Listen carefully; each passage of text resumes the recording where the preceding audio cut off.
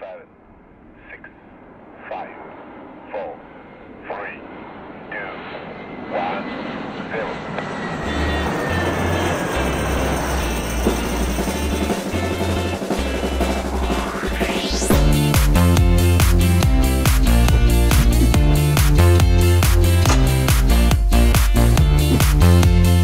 So I'm here with Ruth Cohn, who I've been the pleasure to interview during our online summit of 24 last April.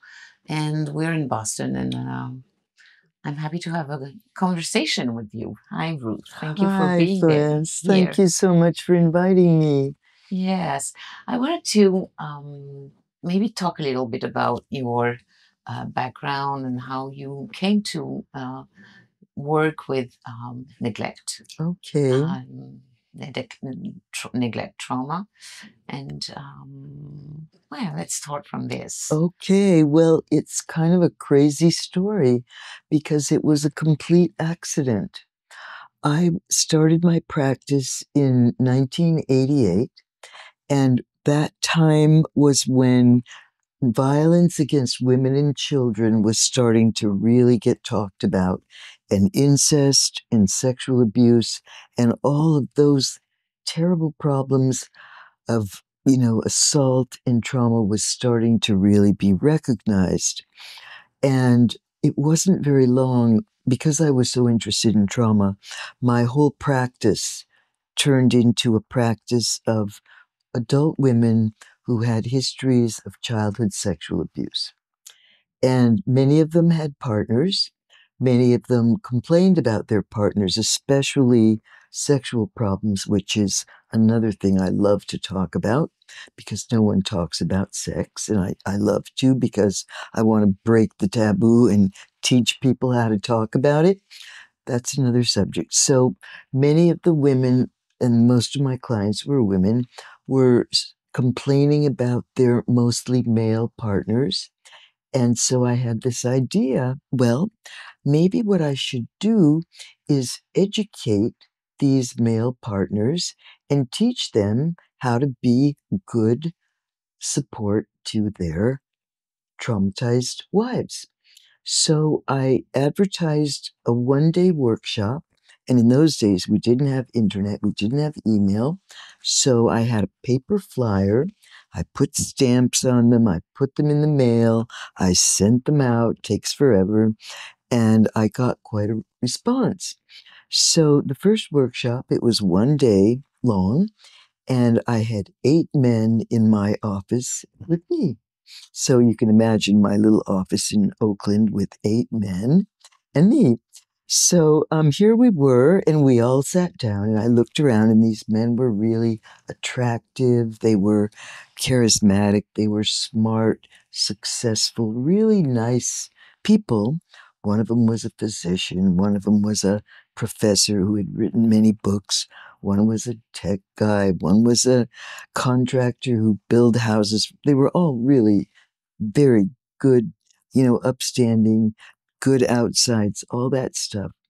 So, as you do in a one-day workshop, we went around the room and I said, so tell us about yourself. And this was interesting. They all responded by talking about their wives. And I thought, I ask you about you, and you answer by talking about someone else. What is that?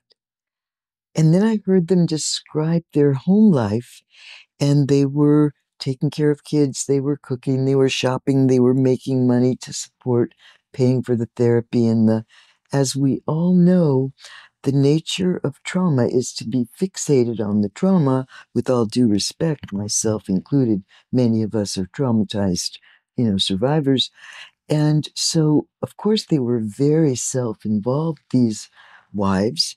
And so these men who were doing all this support work and not getting anything, from these women, I thought, wow, what kind of background prepares people to subsist in a relationship where they get so little back? and you ask them about themselves and they answer about somebody else, it's almost like there is no me. And so as we began to talk to them more, and they all, without exception, insisted, well, nothing happened to me. I have no reason. I have no complaints. I have no reason to feel bad because nothing happened to me. And I began to realize that that was the problem. Nothing happened to them. That all these things that are supposed to happen didn't.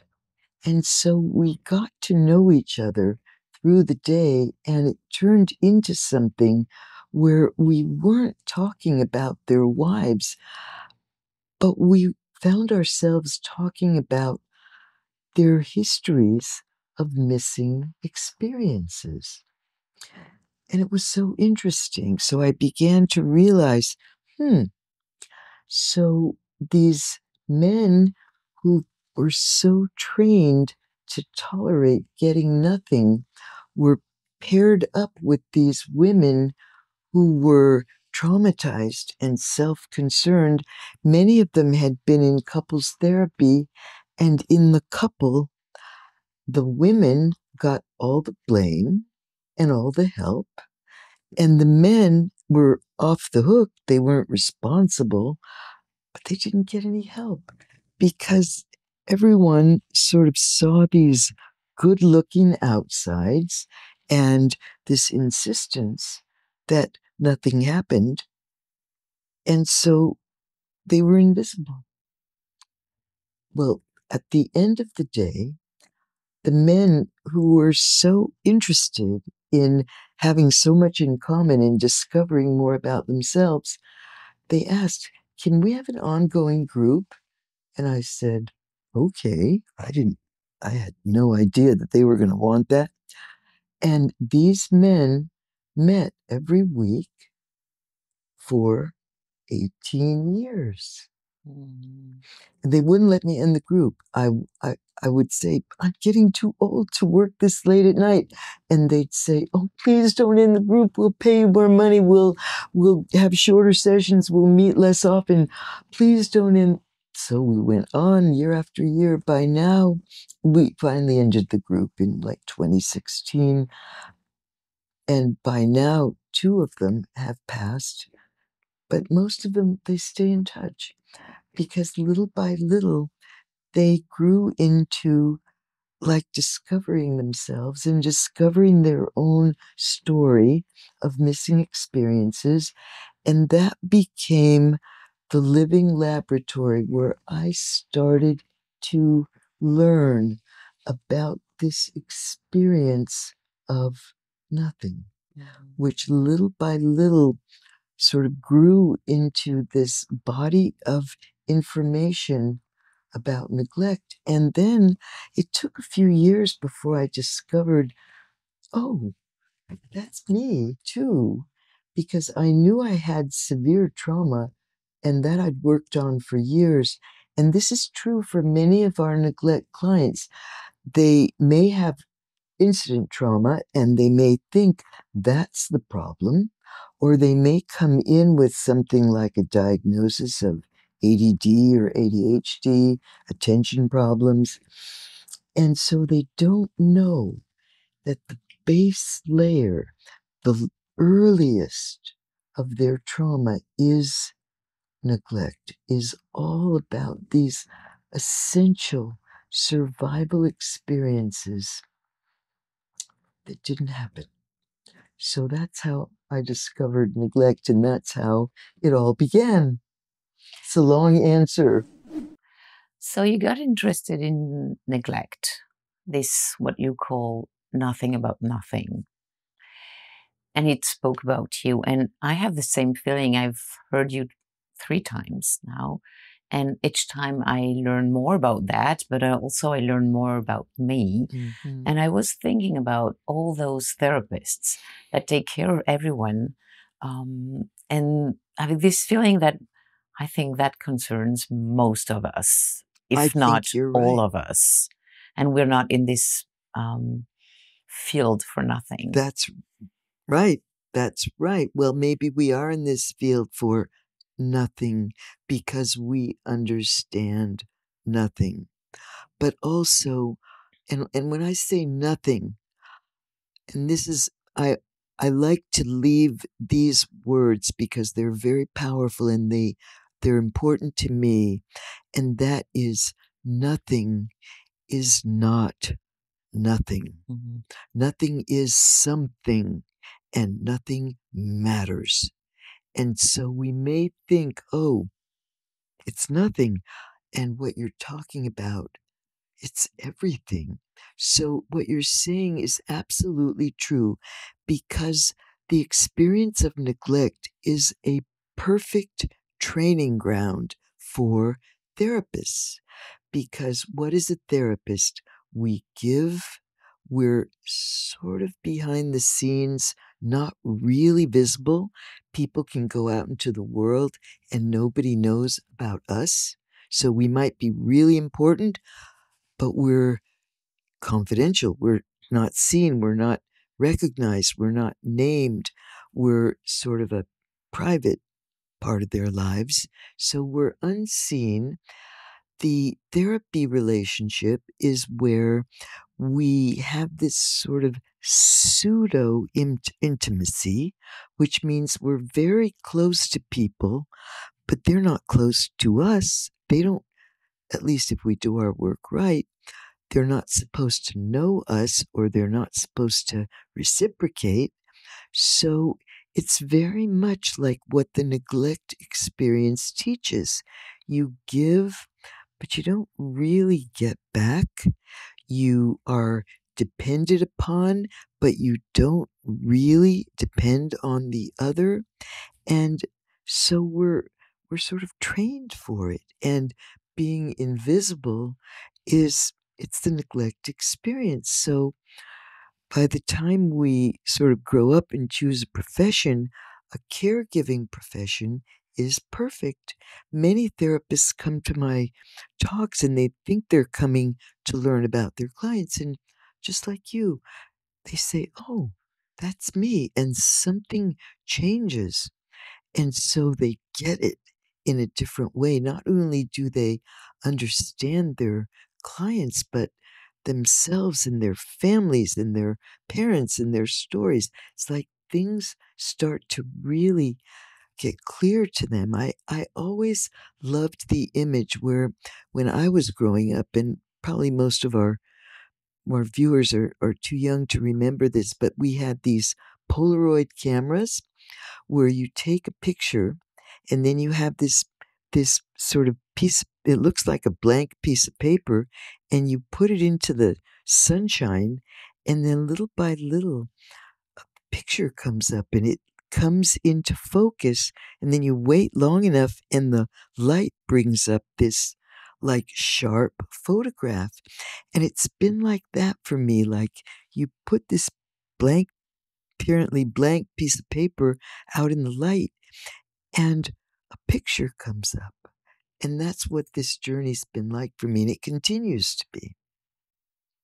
And you've put that in, what, 1 or 2 books already? The first book is about the relationship between my sexually abused women partners and these men who I discovered in the group, and I began to study more and more.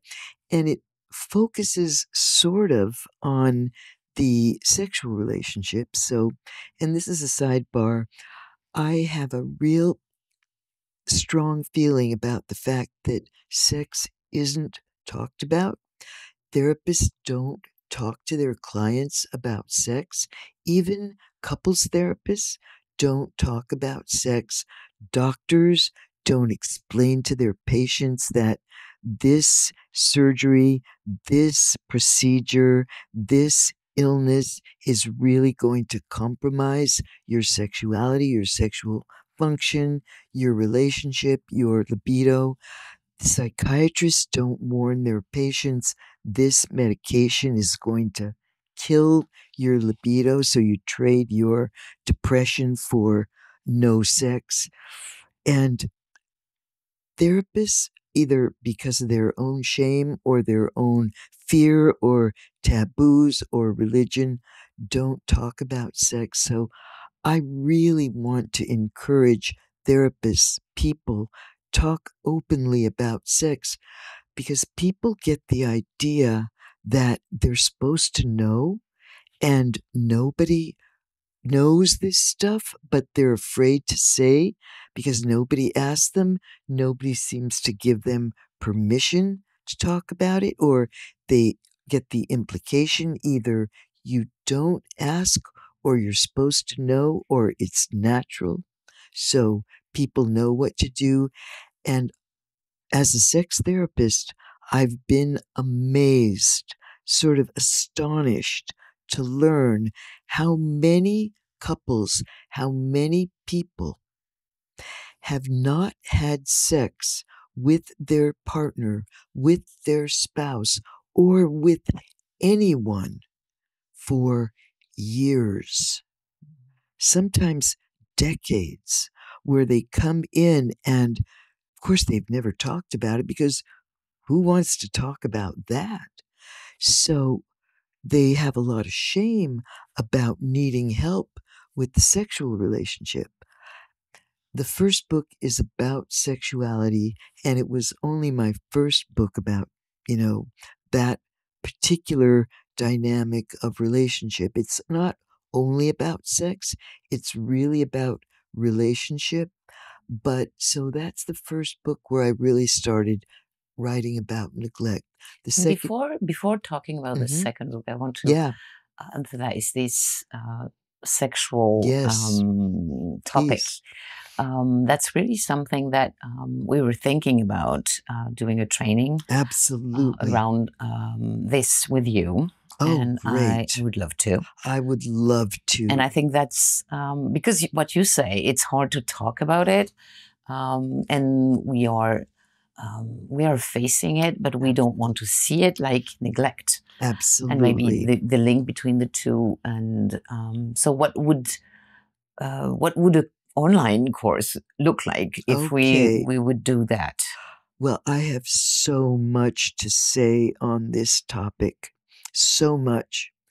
Because I've been putting together these ideas for a long time. And so, first of all, I would love to call it neglect informed sex therapy. And I have so much to say about this, but I'm going to start with this. And I don't know as much in Europe as I know in the States here, but we've had this movement of Me Too. Mm-hmm. And the Me Too movement is all about sexual assault of women, and women who have been abused, mistreated, sexually exploited, or one way or another harassed sexually. And I began to look at some of these perpetrators. And I have a long history of being very passionate about sexual abuse of women. And I started looking at these perpetrators. Take Bill Cosby, who's one of the most sort of famous, infamous ones. And you think, this man is on top of the world. He can have anything he wants, anyone he wants. Why would he need to have sex with unconscious women? Why would he need to drug women to have sex with him? Bill Clinton, most powerful man in the world. Why on earth would he risk everything for someone he didn't even care about, that would completely put his career, his marriage, his reputation, everything he had and stood for in jeopardy? And these are just the famous ones. But my question, what is wrong with these men? Well, if you start looking at their background, these guys have really bad histories themselves. They're very dysregulated. They're enacting their dysregulation in these terrible, exploitative ways. So, this Me Too movement, we've got to take it upstream and not only really punish these men to stop them from doing what they're doing, but understand why are they doing this? So I started thinking about dysregulated sexuality. So we've got, first of all, a complete failure of information. We're titillated everywhere about sex. You use sex to sell everything, but there's no information. So where do people learn about sex? The internet, porn, locker rooms, dirty jokes, nowhere. No one's teaching them anything worthwhile about it. They have dysregulated nervous systems. They probably have untreated trauma or neglect trauma. And so they're acting out all over the place. So we've got these terribly injured women and these terribly injured men, but the men are being villainized, which is appropriate, but that's not the whole story. So, that all being said, we look at neglect. Now, apart from dysregulation, which is another whole day long workshop, which I'd happily talk about neglect and dysregulation, the heart of neglect trauma is what we call the dilemma without solution. Now, anyone who's heard me speak before knows about the dilemma. This, going back to earliest infancy, where the child's most longed for other, the beloved other, and the other that is absent, unreliable, withdrawn, irregular, not there. That's terrifying. That is a source of lethal terror to an infant. The source of terror and the source of longing is the same person. So the dilemma is they long to be loved and be close, but they're terrified of needing another person. So they disavow interpersonal need and they develop this ironclad self-reliance. Where does that leave them sexually? So I can do it all myself. However, with sexuality, I could do it all myself, but it's not the same. So, how do I resolve this problem of needing without getting too connected? So, we have all kinds of adaptations to self reliance and sexuality. So, what do we get?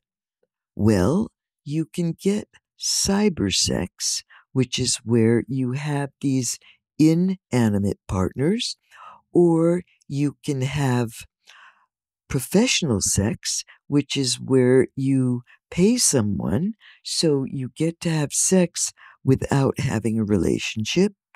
Or you can have serial infidelities, so you can have sex with someone for a while, but then you break it off before you get too attached.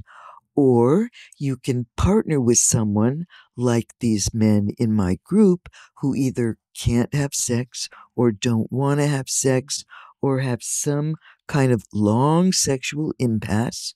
So they're intimate, but not really intimate, or some combination thereof, or complete abstinence, loneliness, and great frustration, or some combination of those.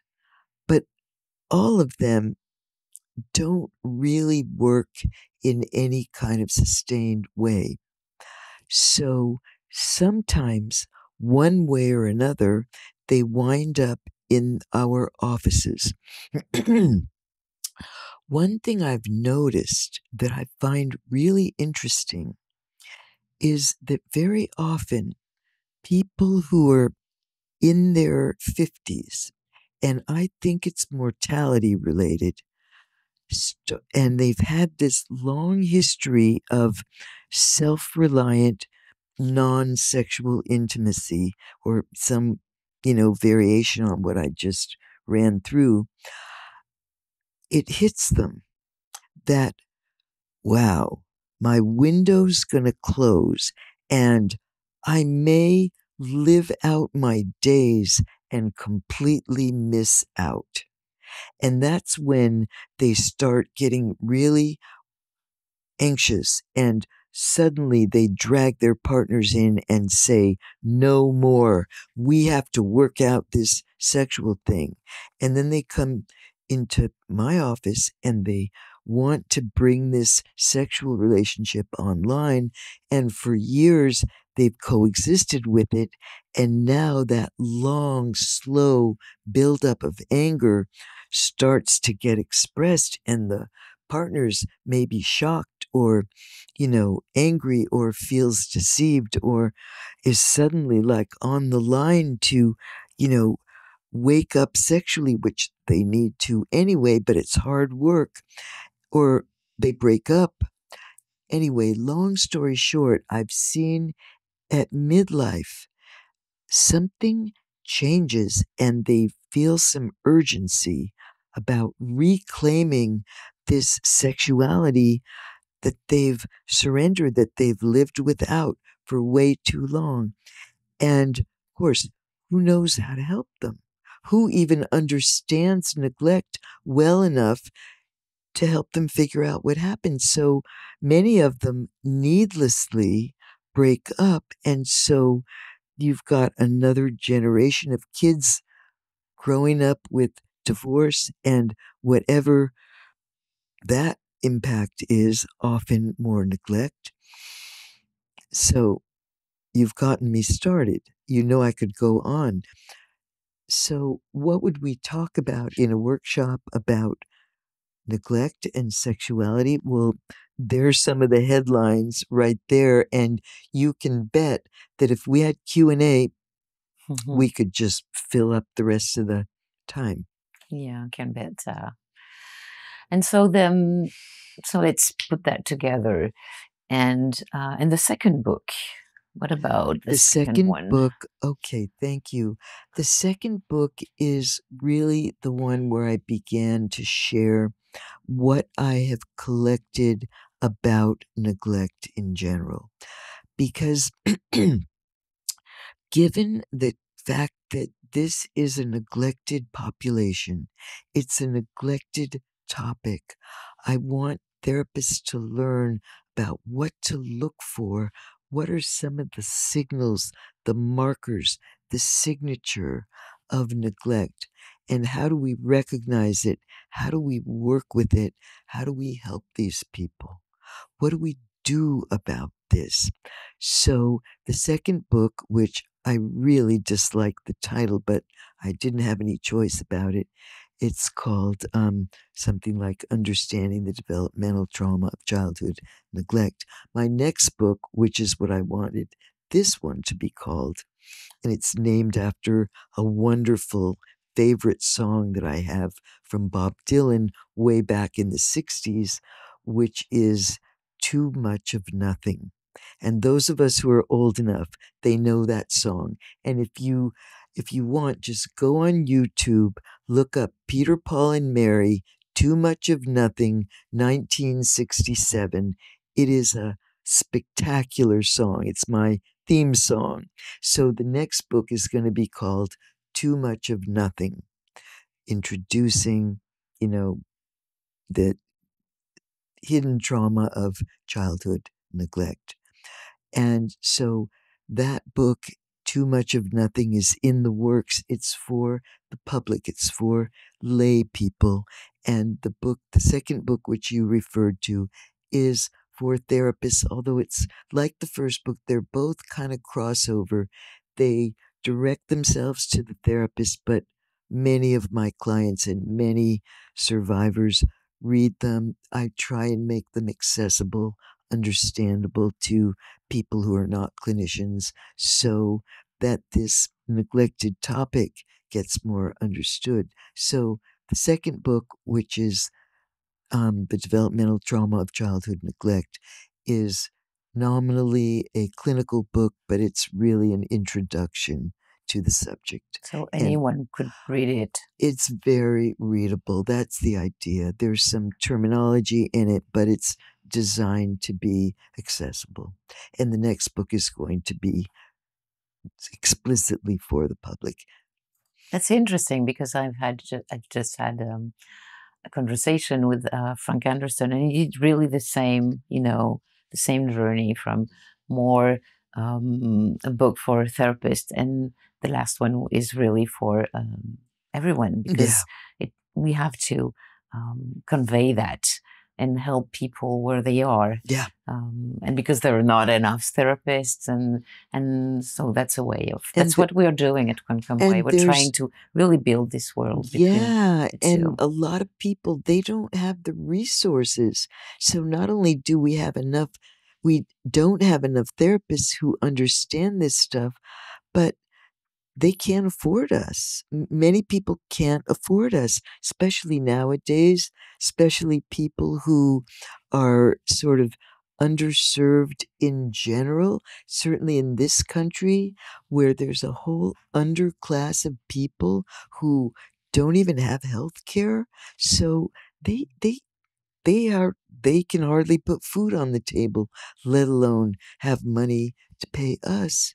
And we can't afford to not charge money. So if we make things accessible, that they don't need someone that they have to pay, that's a good, at least starting off place for many people. Is there, to end this conversation, is there any thing you want to say you haven't said, or something you want to tell people, and maybe French-speaking people who this interview will be for? Sure. Well, when people ask me that question and I want to say something quick that directs itself to many people, and this is to parents, I get right in their face and I say, turn off your cell phone. Because how often have you seen a mother and a child where the child is like tugging on the mother's arm and the mother's glued to her phone? Or I have this one client, her sister, she describes her sister. Her sister has 2 little twins, and she'll be lying on the bed watching Netflix on her phone, and she's got these 2 like 3-4-year-olds, clamoring for her attention, but we've got another whole generation of cell phone neglect, iPad neglect. In my generation, they would prop the bottle up on the baby and in the crib and leave them, to take care of themselves. Now you prop up the iPad, the child is left alone. And that's another kind of neglect. So I'm worried about this generation of cell phone, iPad neglect. So one little bit of advice, please be aware of your screen use in relation to your attention to your children, because nothing is not nothing. Nothing is something. Nothing really, really matters. Thank you. Thank you so much, Ruth, for this. Thank you so much for having me and for inviting me and for listening and for your attention. The child of neglect, the attention is such a missing experience that I still can't get over it. You want to hear me? Oh, wow. Yes, of course your we attention. And it's delightful to talk to you. Thank you. Thank you very much. And thanks for your interest. Yeah, we got to get this out there. We will. So if you want do a sex therapy course, I'm in. Yes, we do. Okay, Yeah. let's do it. Mhm. And you know what's one thing that I find really interesting? That in Europe, there's more infidelity and less divorce. In the States, there's more divorce and less infidelity. Not that we don't have infidelity, but people break up more readily here. We have a divorce rate of over 50%. It doesn't change. What is the best? I don't Infidelity or divorce? know. I think we need to teach people question asked. alternatives to both, because I bet if people got their sexuality back, you'd have a lot less infidelity and divorce. Mhm. So Sure. this is a really important course that we have to teach. It is. Thank you. Well, thank you for having me. Thanks for your interest. Oh.